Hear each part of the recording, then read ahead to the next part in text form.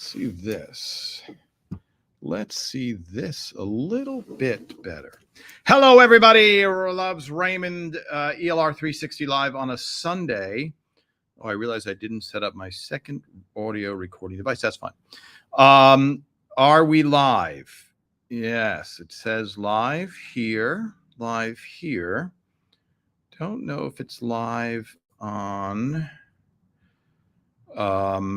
Instagram. So, it's another Sunday here. I have been here, Tom Caltabiano, writer on Everybody Loves Raymond, 360, not live on Instagram. Let me see. Go live. Yes, let's see there. There we go. Now, so interesting for technology. All right. Tom Caltabiano here, Everybody Loves Raymond, 360. Every Sunday we go live. We talk to all of our fans of Everybody Loves Raymond. And we have been doing this since March, May, April of 2020. And the last I looked, it is 2024. So one of the things that I wanted to talk about today, after we welcome all those people, let me see how I get my comments. Let's look for comments. Here we go. There's comments. Hello, Karen. Hello, Paula. Hello, Kim. Wow, all of our regulars are here today. Sorry I missed last week. I was traveling. And, you know, if you could see all the things that are going on here right before I go live, you'd be amazed. I was actually at another studio location helping a friend out. And I will say, one of the things about Everybody Loves Raymond is it's so family friendly and so, what do I want to say? It's hard to, the words I'm trying to use without sounding judgmental. And I bring this up because I was watching a launch of a spacecraft and the guy commenting, I'm like, oh, he is in a t-shirt. And it's interesting how things have changed. Like when you used to travel by airplane, people would get dressed up in a suit and tie. And then recently I was on a flight and I took a picture of someone with their bare feet up on the footrest, not even a footrest, just the person in front of them's armrest as they relaxed and enjoyed rubbing their bare feet on everybody. So the kind of cultural shift where, and Everybody Loves Raymond is very clean. And even though we did some irreverent stuff for the day, it was very family friendly. And so I think the scale or the what has become normal is not going in the direction of more family friendly. That's how I'm saying. So I don't think you're going to have any family-friendly shows equivalent to Everybody Loves Raymond coming along anytime soon. You will have a lot of scatological humor, stuff like that in future shows. And again, it's hard to say this without sounding judgmental, but I think it is the trend. If you just look at aviation travel. Okay, I have all my things here. So, okay. Now, by the way, I know that my fans suggested this is a shot glass. It's not filled with whiskey. It is filled with honey because I've had a cough. That wasn't a fake cough. That was a real cough. I've had a cough on and off for 4 years. Here we go.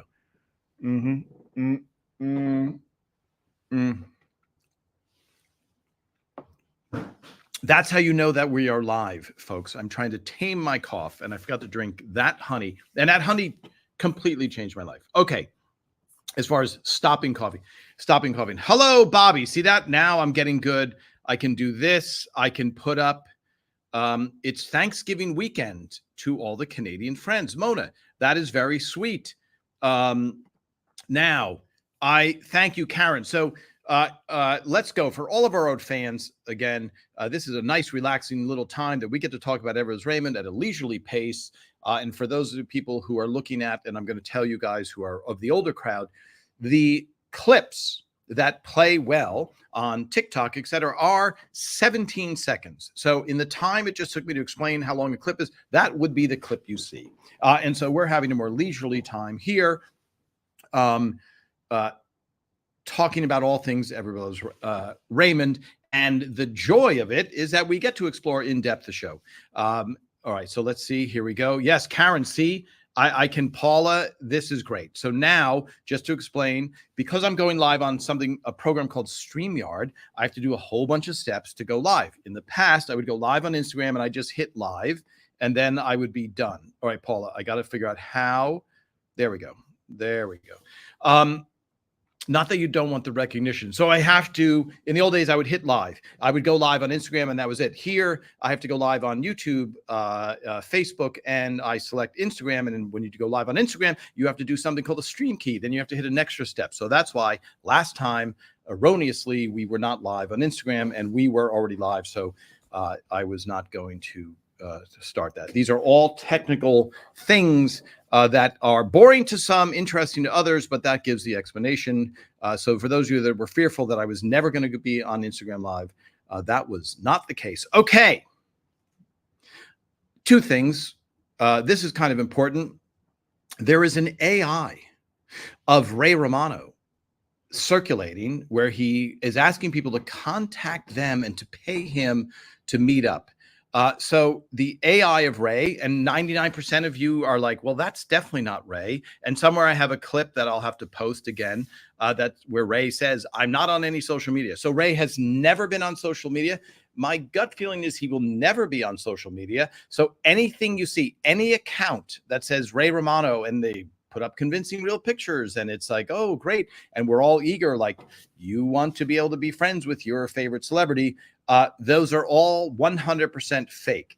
Now, the people watching me right now are, for the most part, more sophisticated watchers of Everybody Loves Raymond and maybe social media, etc. But I feel bad because I read those posts.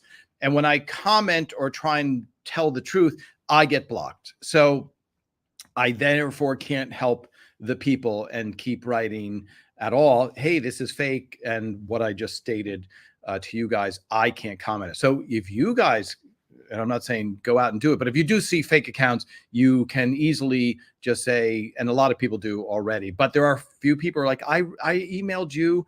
And the fear is that the fake account asks people to they just need a few numbers, like your checkbook number, stuff like that. So just so you know, and again, Patricia Heaton, about a year ago, her Facebook page was hacked and taken over for about 5 or 6 months. She couldn't get her Facebook page back. So even though you report it and you do this and you would think, wow, high profile celebrity, you would think Facebook would be like, let's put an end to that instantly. It took her a very long time to get it back. So that's spread the word. You guys know, but you know, we're still in the early stages. Okay, let's do that. Do you guys hear that? Let me see. Okay. That is somebody calling me, where my phone went. And that's what you hear. Okay, so what do I have here? Let me see. I have, what is, okay, that is the edge of the microphone there. So the Christmas ornament, folks. You know, it's amazing because every year around July, I go, I'm going to buy Christmas gifts so that December 20th, as men are apt to do, for those of you who celebrate Christmas, men are apt to say, I will get it soon. And then on Christmas Eve, you see them running around like mad, trying to get the right Christmas gift. So in much in the same way, the Christmas ornament, which I think we talked about a while ago. When did we talk about that? I don't remember exactly, but it was at least, let's say, 3 weeks ago. Now, all of a sudden, I went online and it's like, oh, there's 73 days to Christmas. So let's talk about the Christmas ornaments. Let me see. What did I do with my phone? Here it is, right in front of me, as they say. So let me look at this post that I did. And we shall see. Yes. Okay. So that's Jazz Records. That was last year's Christmas ornament that we all voted on, and we actually ended to. Then this, some of you may remember, some of you have that. We usually hang ours on the door from a great Steve Scrovan script of All I Want for Christmas. We usually hang ours on the door. We use a company that allows us to offer these for sale for not that much money. So when people are writing and saying, make the toaster, make this, just for clarity, here is the big fork and spoon. This, I had to take Tucker Cawley's actual copy of the wallpaper. Then we had to design it. Then we had to figure out how do you make the fork and spoon out of wood for real.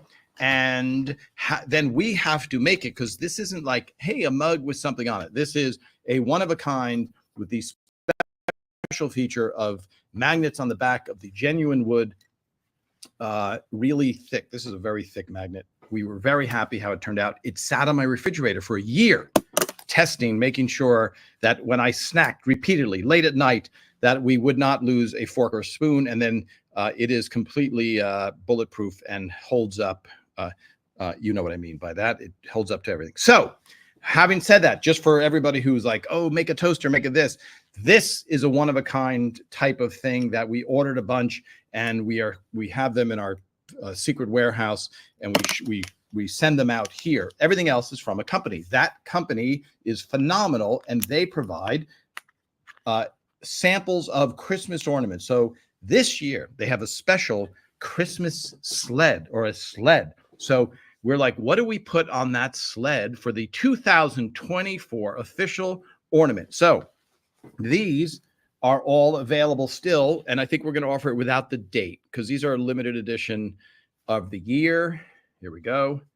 And this one also, I think that's the one that's available right now. And the Jazz Records will not have the date. So the sled, we'll put up a thing. We'll have about a week, I think, to take the vote and put up what we want. Now, a lot of people suggested the Christmas picture, the actual Christmas picture. And I did not take that Christmas picture. And for those of you just joining, this is Tom Caltabiano, writer on Rose Raymond for all 9 years. And I was the writer who took 30,000 behind the scenes photos. I was not the official photographer that CBS sends down to the stage to take photos, which they would do about, let's say, maybe less than 10 times a year. They would come on show night. I was there every single day of every single moment from before the show to after the show. And I took a lot of photos, but I did not take a picture of the Christmas picture being taken where Ray says, Robert got you a hammock. Because that would be a good Christmas picture. But I do have a couple of pictures that we could use. However, a favorite phrase might be something that we put on that sled. So we're going to take votes. We're going to put it up. And then by Friday, I think we kind of have to. So it has to go to the company. They have to make it. They have to send us a prototype. And then we have to approve it. And then it has to be offered for sale to get to you in time for Christmas. So, and again, all of the other Christmas ornaments you'll be able to order as well, like this great design of the Jazz Records with Frank holding up the Jazz Records. And we remember we took a vote from the audience on what was their favorite picture, and they couldn't decide. It was almost even, so we made both of them available. And just like that, I feel like the quotes mug was all the favorite quotes. It took us about 3 months for all of you guys to vote on your favorite quotes. And then we're like, the problem is we have too many quotes.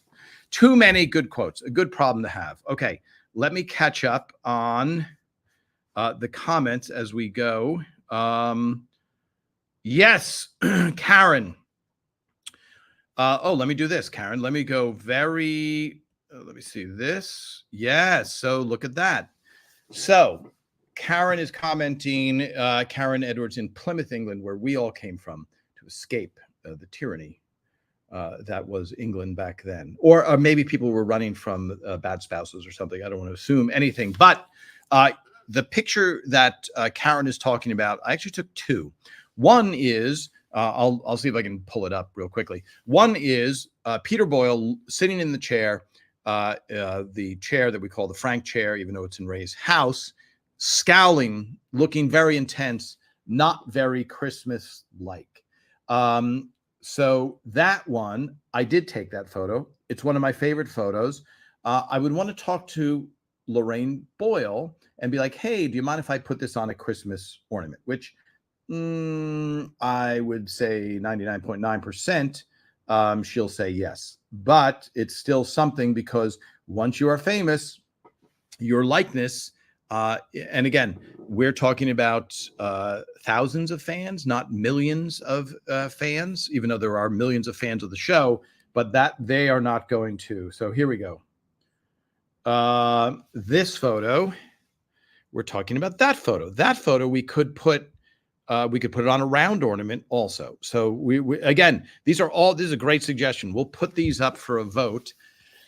I also took another picture of Peter in wearing that hat much later on, and he is doing various poses. That is what's known as the peace sign there, because Peter Boyle in real life was much more that vibe than the Frank Barone vibe. Okay, so let's go back to that. Oh, this is great. So those are options that we can put on. Anything is an option. So a saying, and we'll put out for the vote, we'll put out stuff. Okay, let me see.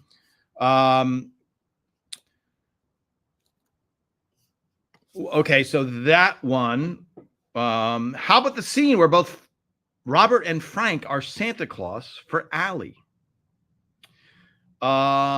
Yes, I think I might have a photo of curtain call from that. I am thinking about the sled, going on a sled. So that's a really good suggestion. That's from season 1, the ball episode, it's called.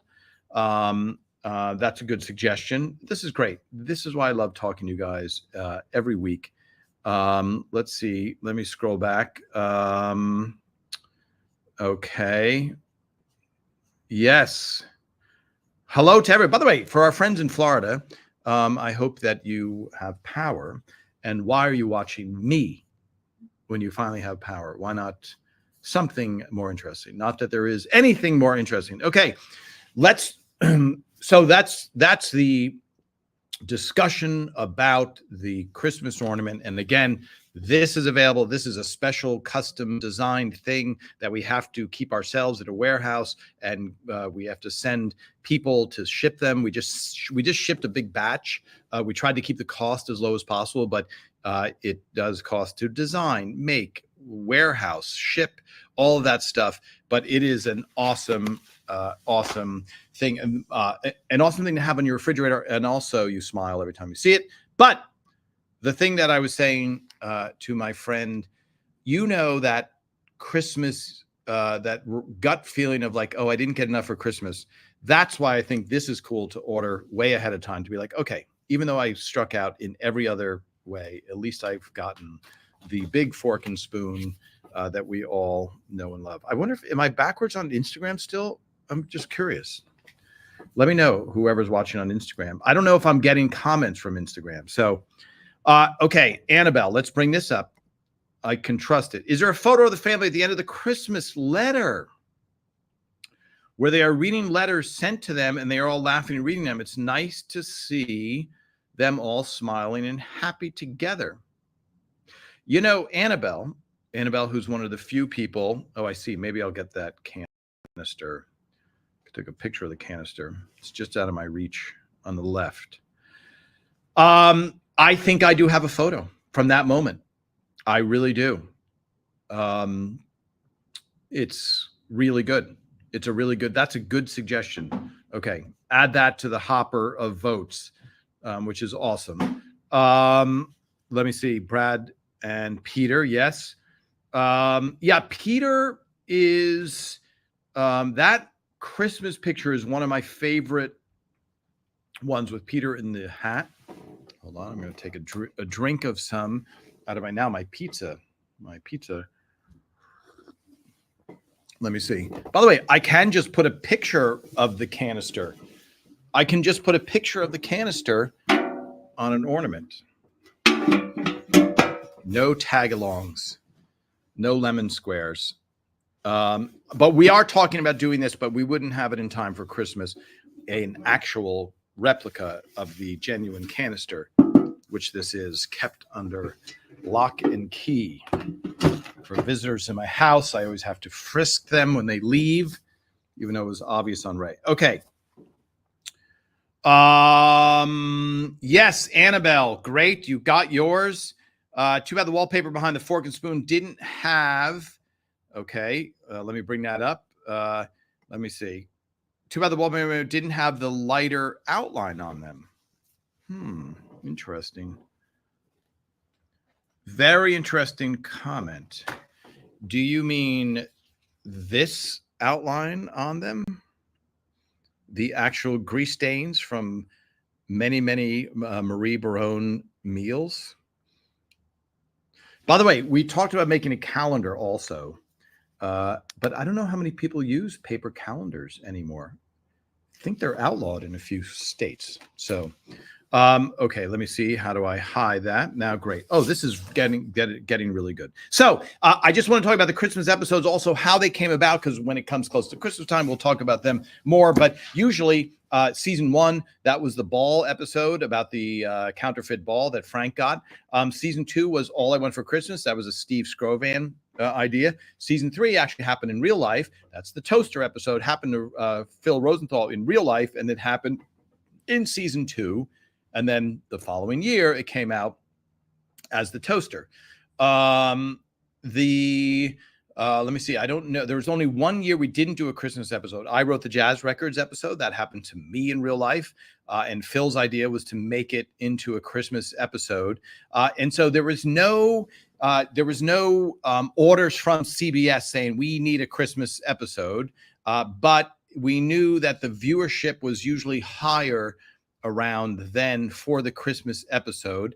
And again, for those of you watching who are under, let me say 40 or 20. Well, not under 20. Let's say under 40, maybe. It's weird because it keeps sliding. There were 3 networks and everything went by ratings. So now, and going back to what I talked about at the beginning, so many things play in 10 seconds, 17 seconds, 24 seconds increments, and the viewership on YouTube is more than all of the other things, it seems, all the other networks combined. So everything is shifted. But back in the day, you had a Christmas special, and that was what would get a big score in the Nielsen ratings, and you'd be like, here comes the special Everett Raymond Christmas special. So it meant something. That's why there's no, I know we're in the United States, sore point for our English friends, but there's no 4th of July episode, because what happens in the summer, people aren't home to watch. So the networks don't care about the summer per se. That's why a lot of shows that tanked, meaning didn't do well or they don't like, they might put them on in the summer. And occasionally something would catch on that the network was burning off during a time when there was nothing at stakes. In the fall, when people are already back to school and are sitting around, that's when they would really care about the ratings. And the Christmas episode was like the last, because then between Christmas and New Year's, people were too drunk to pay attention to TV. Okay, this is great. How is this? Stealing photos off calendar. Yes. So, Kim. Hi, Kim. I would use a calendar. I may or may not be guilty of stealing photos off calendars, framing them and hanging them around my house. Interesting, Kim. That is a confession, but I'm sure the statute of limitations has worn off on your calendar photo thievery. Let me see. Oh, these are great. I didn't. So with the Christmas toaster. Yeah. So there, again, we are to offer for a bargain price where we can do it in time. Something with the toaster. I think that's going to have to go up for the vote. Making a replica toaster, that's a different, some people originally, the fork and spoon, a friend of mine was like, you should offer big forks and spoons. But if you're a person of normal means and you have limited wall space, would you rather have something that you can put on your refrigerator or something that is 3 feet high and 4 feet high to hang on your wall? So it's a great idea. The toaster is an absolutely great idea.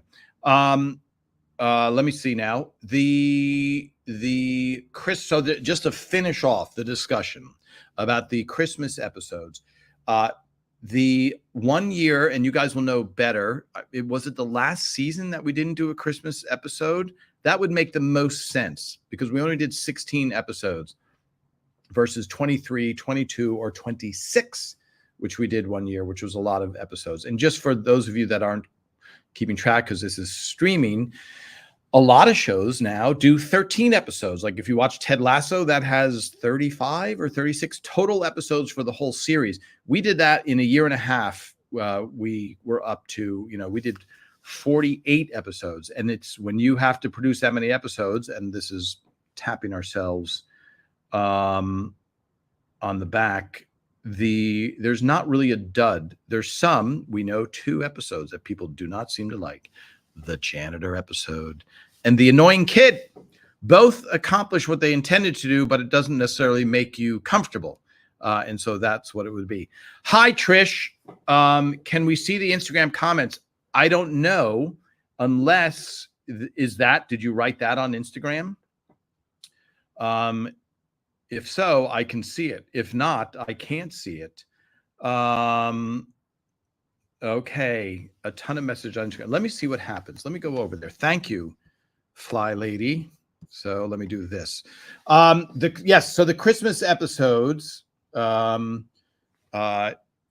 all special, I think, to people. Really love that special time and also the feeling that you get. And I think you guys know, and I've posted before, we would have a Christmas gathering at Doris Roberts' house, and we would exchange gifts, etc. And I think I just posted a clip with of Phil and Ray inside the writer's room that I had. And I think obviously they get along.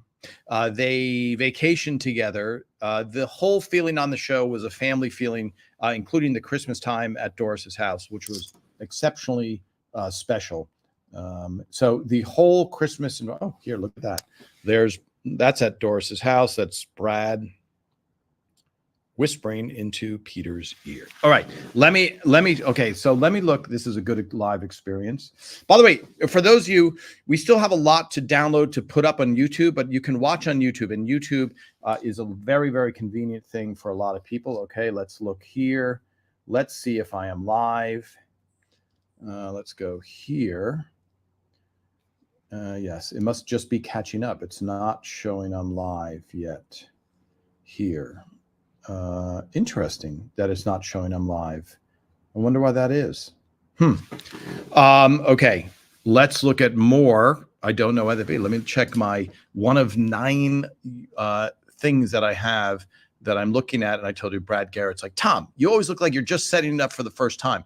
And it's not the case. It's just that I have 1, 2, 3, 4, 5, 6 screens in front of me. Someday I'll do a behind the scenes what we have. Okay, let's see.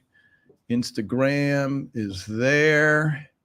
I don't know if the volume is up or down. And let's see. Oh, yeah, it's showing them live. No, it's not showing them live. Okay, but I am live. Okay, I trust you guys. Okay, so I was on Instagram, but you're not responding to my comments. Okay, so Trish, there we go. But not, so I very seldom do respond to comments live because I can't, then I'm taking away from the actual show. So let me just see this, do this, go back to that. Isn't that interesting that I don't, so what I'm looking at, folks, just for you who are like, what is he looking at? I'm looking at an Instagram feed, but anybody in the room is watching it. Let me see on Instagram Live. Yeah. So weird. Interesting. Okay, here we go. Back to questions. Can you hold that up and show me? I'm just curious where it shows up. All right, Trish, you have had the big fork and spoon magnet on your RV. Do they call it an RV anymore? It's like bigger than my house, and traveled the world, and the fork has never left its sides. Okay, so. That's so interesting. Okay. Yeah. Bizarre. All right. Thank you. Thank you. Yes. Behind the scenes and a tour of my desk. Oh, that's going to take 2 or 3 hours to show you everything that is on my desk. All right. Let's talk a little bit about that clip I posted. Phil Rosenthal shared it, and it's got something like 45,000 views. Ray, what Phil and I, again, is that a 5-minute clip? I can't remember because I cut a couple of different versions. So we never had anybody in the writer's room because, and I think, sorry, when I say never, Norman Lear had somebody asked if Phil, if he could be in the writer's room and observe. And so Phil said, yes, of course, Norman Lear, as a titan of the industry, you can have your person in the writer's room. And I think they were in the writer's room for about 5 hours one day or 4 hours one day. And it was just weird because you have to, all of the comedy, the bad comedy, the good comedy comes out, everything comes out of the same pipeline to get you to the point of a really good sitcom that's very PG, etc. So it was very, very not good for productivity. Having said that, when we did the last rewrite, I invited my editor / cameraman into the writer's room with Phil's permission, and he filmed a lot of stuff that went on in the writer's room. Now, that discussion, for those who haven't watched it, I suggest you go back and watch it, because the thing that even I am struck by is the amount of precision for the language that we're working on after 3 days of rehearsal on a script that we all worked on together months before. And it's still, you hear Ray going, it feels like it needs this. And Phil going, I don't know. I don't think you need that, but maybe this. And that you're seeing the writing process. You're seeing 100%. It's what is the music to your ears? What is the piece of information that's redundant that the audience, when you feel bored, when you're watching a movie, a lot of times it's the story isn't moving forward. And it's a beautiful shot of something and it doesn't help the movie because you're like, I don't care about that beautiful shot. So in that clip, when you watch it and Phil's like, I don't think you need to say that again, because Ray's like, we could repeat that line. And Phil's like, I don't think you need it. That precise examination of every single line is what it takes for you, the viewer, to watch a very casual thing where you feel like you're eavesdropping on a very dysfunctional family. And so that is comedy gold for a writer to watch, and also just for the audience to watch. And for some people, it spoils it because they think that the actors are making stuff up as they go, but they are not. It's very, in our case, it was very much, because Phil came from theater, it was very much like theater, where the word is ultimately respected and worked out very precisely to show night. And I had Adam Chase on here, who was the head. He was, I think, the showrunner of Friends. I don't know if they called it that, because he had executive producers in the mix, etc. On Everyone's Raymond, Phil was the showrunner and was never not the showrunner. On Friends, it was a slightly different structure that we can talk about with Adam, but I bring it up because there's video of behind the scenes on Friends, and they're going, what does Matthew think for this line? And so they go to Matthew Perry, I think, and I know in this clip, they go to the cast, and the cast is sitting there brainstorming. That would never, ever, ever happen on Everyone's Raymond. There was never nothing to do with the cast, but it was so ultimately, rehearsrsed and prepped in a good way and precise that you would never go, hey, Peter Boyle, do you have a line for this? Because you're really, Matthew Perry was a gifted actor and funny man, as is Ray Romano. And so you would only have Raymond wanting to ad lib and come up with a line on the fly. But for the most part, what you saw in the writer's room, 99% of the time, that's the process. And when people are trying to understand, okay, how does that work for the whole show? That's the entire process. It's very, very boring. For the most part, it's very, you're sitting there and you're grinding out every single line and thinking through it. And for those of you that are pointing out flaws, going, why didn't Deborah do this? Or couldn't she have done this?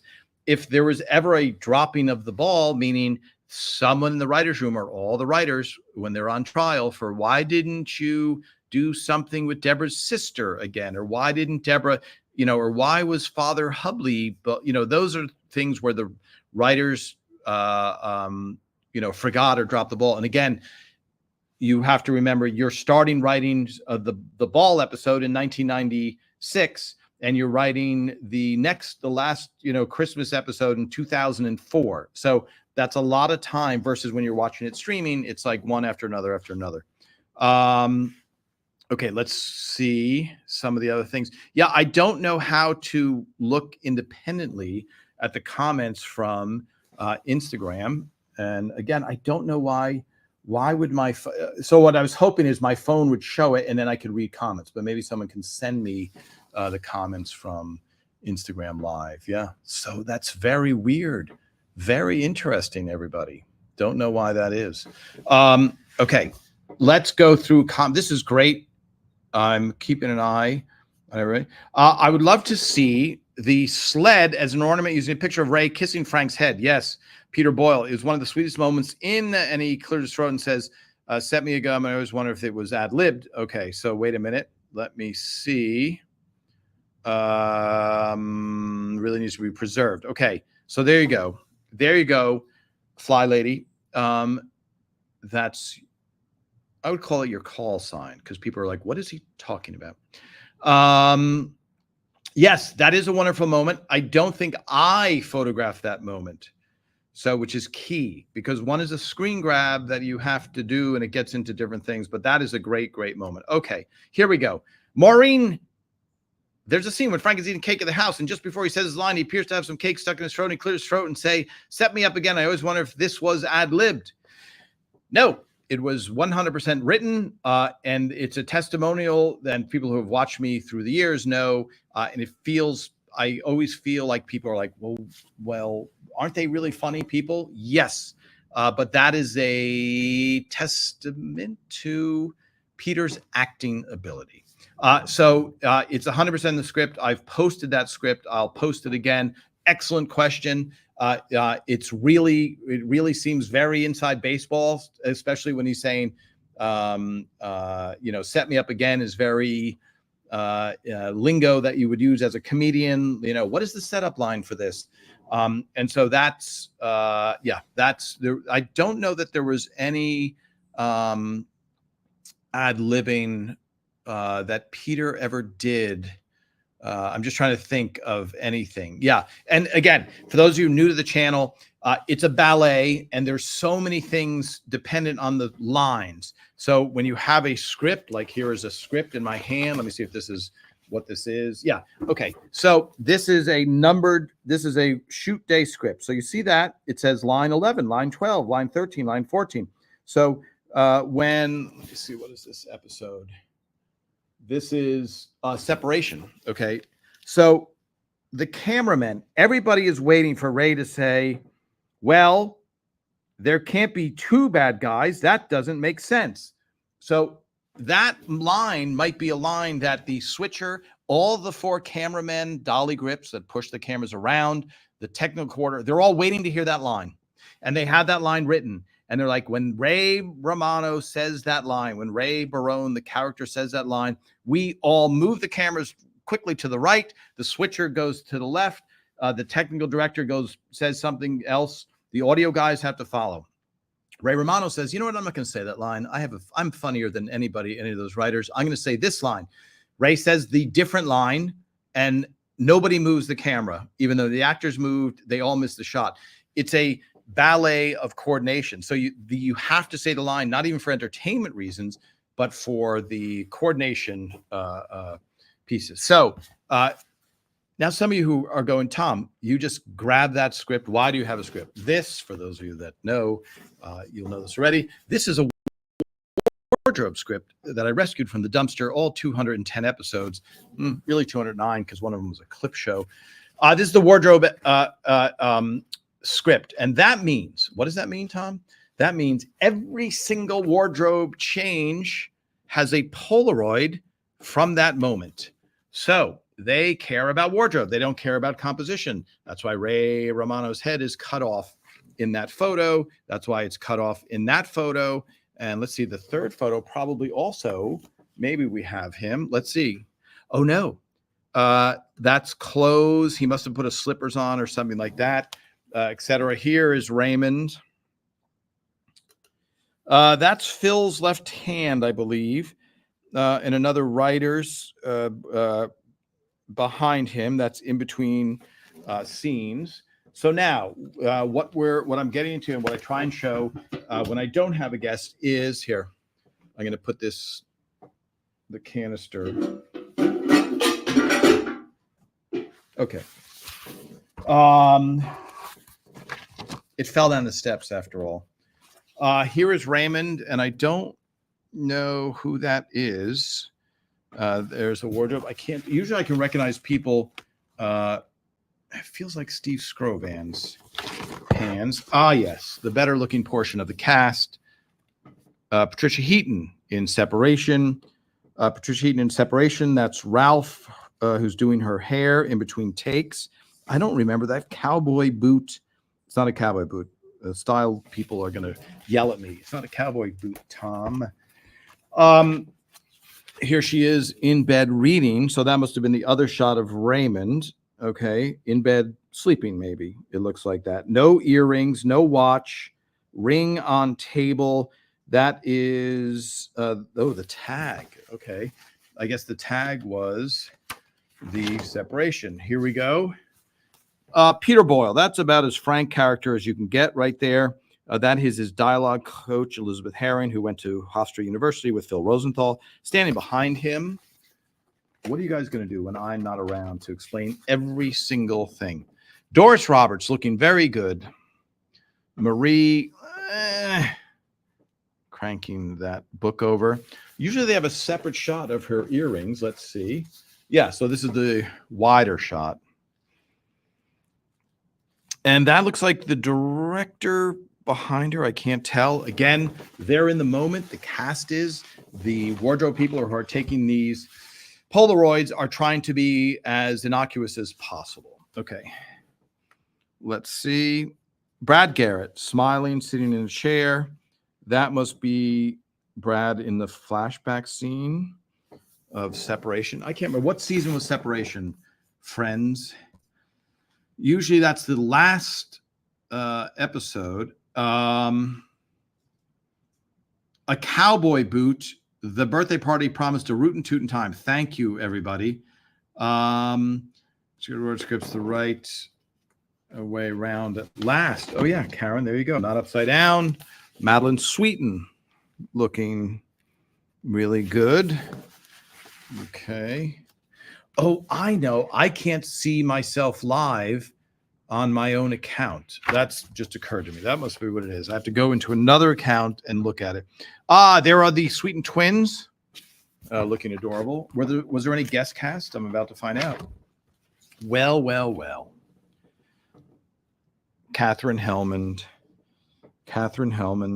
And she's holding her hand like that because they have to show jewelry. So in that case, the wardrobe person said, hey, show me, can you hold that up, etc. Because there you go, jewels. People who know will know that. Wow, look at that. That's great. That's great. To see, that means Robert Culp can't be far behind. Let me see this. Yes. Robert Culp, very specific, his character, very specific dress code. I do regret not talking more to Robert Culp during the show.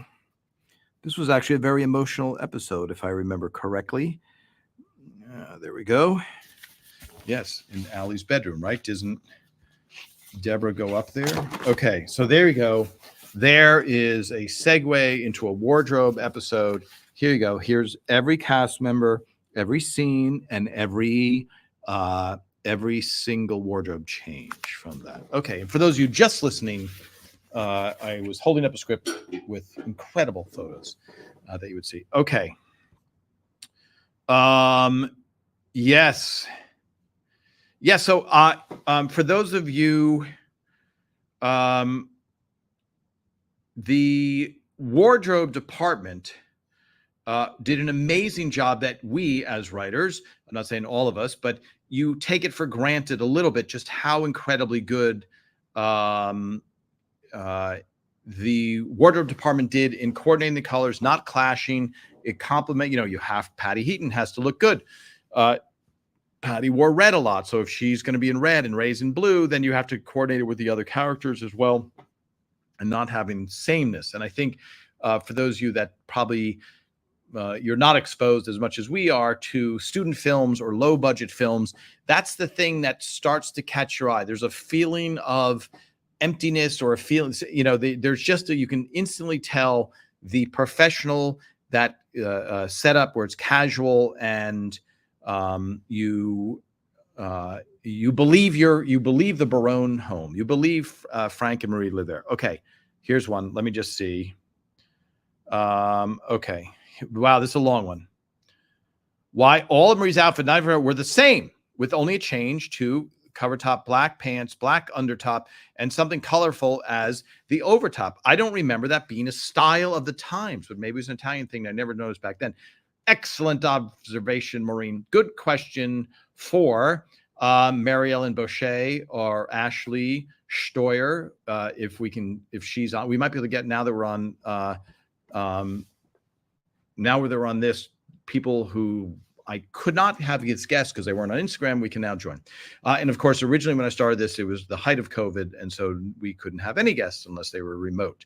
I love having the people in the studio. The first one was Patty Heaton, who's like, I'm coming over and you're going to be forced to sit next to me on that. And I think it's really good for the dynamic. So we'll ask, remember that if I announce that we're having the wardrobe people, my guess is that Doris Roberts in real life said how she would like to dress and how she felt that she would dress. And so I know that all of her clothes was tailored, and a lot of it was sourced from old material. That's what Mary Ellen Boucher, I'll have to find and repost that interview. So excellent question, though. It did not, for those of you that are Italian who live in Long Island, you can chime in and let me know if that seemed like a something you would see your friends wearing. Okay, let's see. Excellent questions. I'm sorry that I can't see the Instagram. I might have a way. Hold on. Don't fret, everybody. Let me go to a different thing and then find that and see if I can find this. Okay. Yes. Okay. Now I can see it. There we go. Now we hear me. Yep. We hear me and okay. I don't know if I can catch up though on the comments. Yeah, there we go. Okay. Yeah. So it's hard because it just goes to the beginning of the comments. So,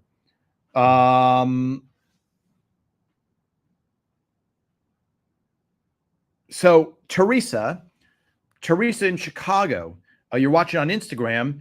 And so I'm seeing this, is that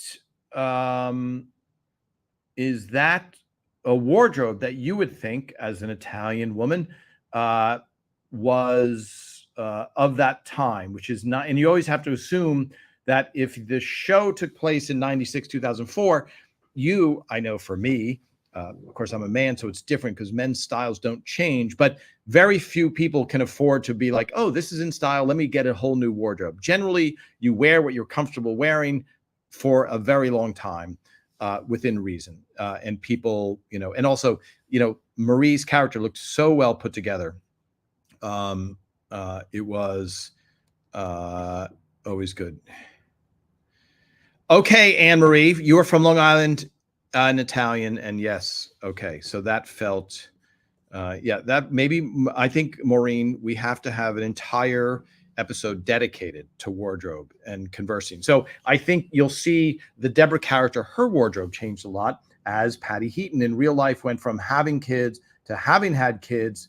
Yes, Teresa, okay, thank you. So now I can see these comments. Yes, a lot of black. Black is very, very common. Separation, season 5, episode 20.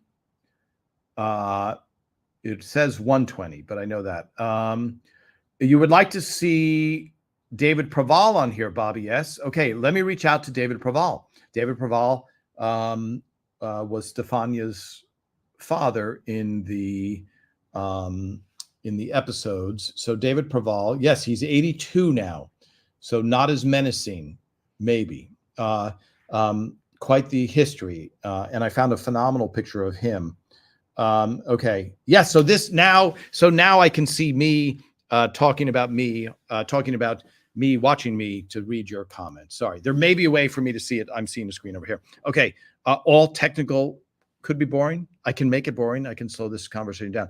Any other questions before we sign off for this week? We're going to post all the Christmas ornament options. Sorry, I'm just seeing, yes, have Brad Garrett on. I love Brad, and I will have him on 20 times if I can just get him with his busy schedule to join. Monica, yes. Marco, we love Marco. Yes, the character of Marco. By the way, that's an example of great casting. Alex Meneses hit it out of the park, and people have asked before about the Deborah sister, and there were no, I know she went to wherever, Zaire or something, but and nothing wrong with that actress who played her sister, but Brad having problems because of a beautiful girlfriend who comes to visit him. Anything that caused Robert, to have problems was always good. Okay, by the way, a few questions people had about someone asked if any of my photos of Ray's daughter's wedding wound up in People magazine. I forget. I think maybe Joe asked that.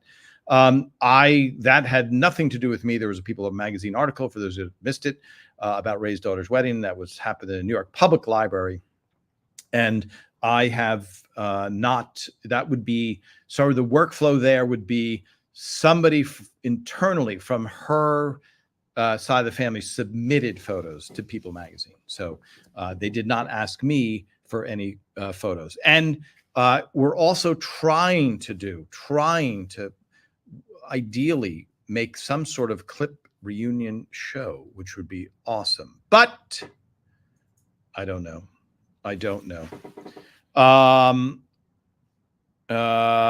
Yes. Okay. I have to see this. Always wrinkled and not tucked in. That must be an answer to somebody else's thing. Let me see. That was that. So that's that. Yes. Goodbye, everybody. I'm saying goodbye. Wow, Annabelle, you're saying goodbye.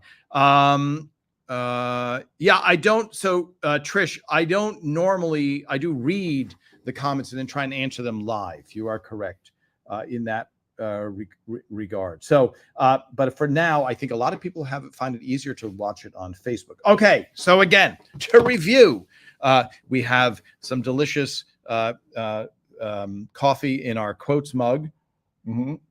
We're going to vote. That's your job.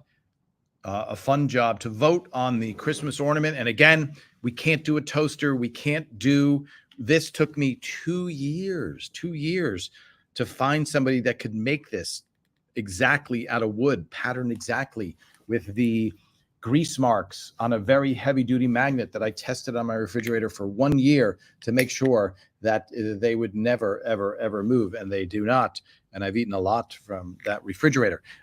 So we'll take a vote and a consensus, and maybe it'll come down to 2 options or something like that. But I love any suggestion. Thank you. Thank you so much for giving those suggestions. Okay, let me just get rid of that. Let me see. Final stuff. Ray's style of clothes. Okay. Yeah. Ray always wrinkled. Yeah. Ray always looked a little disheveled and not tucked in. And right, he didn't look sharp, crisp. I mean, that's kind of how Ray looks in real life. You know, Janet, welcome for watching this the first time. Again, Tom Caltabiano, writer on Never Was Raymond for all 9 years, and unofficial photographer behind the scenes. And I'm wishing you all a good week. We will see you next week. Write your comments. I try and answer every comment. If I don't do it by writing, I try and remember and then watch it. Sorry, I will say the reply out loud during our live. But if I don't, I'm not offended if you write the same question a couple of times, because I may have missed it. Because, as you know, I get messages on Twitter, Instagram, Facebook, YouTube.